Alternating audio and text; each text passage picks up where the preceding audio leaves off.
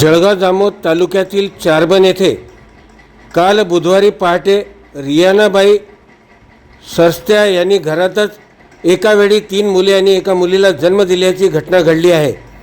आदिवासी महिलेने 4 नवजात शिशूंना जन्म दिला आहे।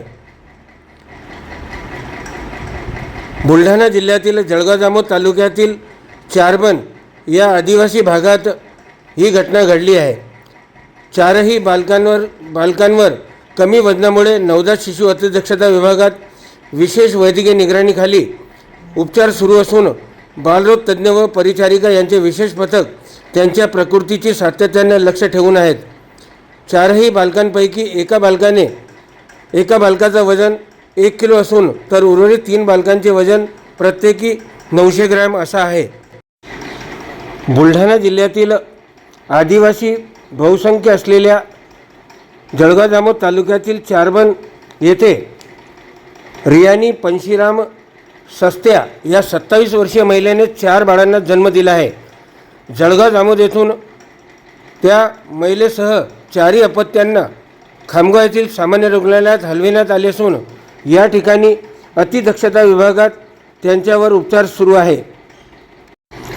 सायंदैनिक खबरी शाम तकने या संदर्भात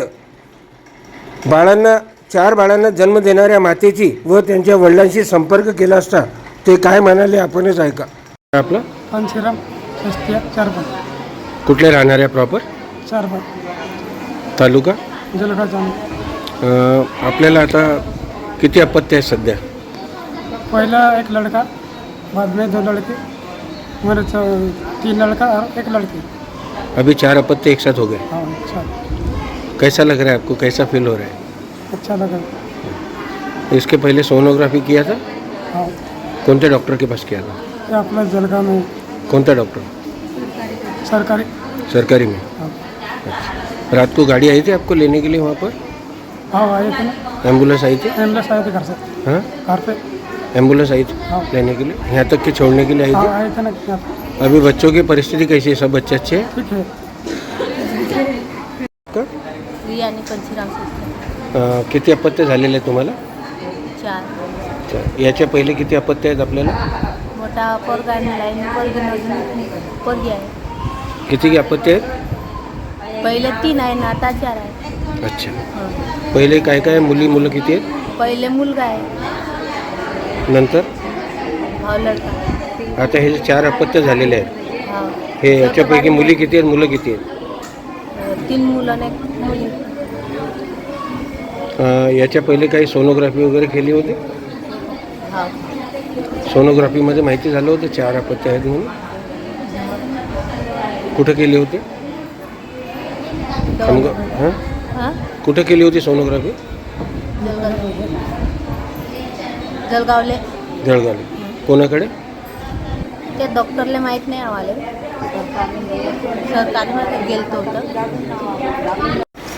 4 बाळांना जन्म देणाऱ्या रियानी यांना अपत्यांसह खामगावतील सामान्य रुग्णालयात दाखल करण्यात आले आहे। दरम्यान या 4 अपत्याचा आनंद रियानीच्या सासूबाईला देखील झाला। त्यांची सासूबाई काय म्हणाल्या आपण ऐका। तुमचं नाव काय? वाईडीबाई। काय आता सुनबाईला 4 अपत्य एक साथ झालेले आहेत, तुम्हाला कसं वाटते? चांगलं वाटते। याच्या पहिले किती आहेत तुमच्या कुटुंबामध्ये? मुलं किती आहेत तुम्हाला? मुला एक ही बड़ा, 2 छोटे मुली। अभी परिवार इतना बड़ा हो गया, आपको कैसी खुशी लग रही है आपको? खुशी लगा। हजारो लाखोंमध्ये एकत्रितरित्या 4 बाळांना जन्म देणारी घटना घडत असते। अशीच ही घटना बुलढाणा जिल्ह्यातील जळगाव जामोद तालुक्यात चारबन येथे घडली आहे। सायंदैनिक खबरे शाम तकसाठी अशोक जसवानी, बुलढाणा, खामगाव।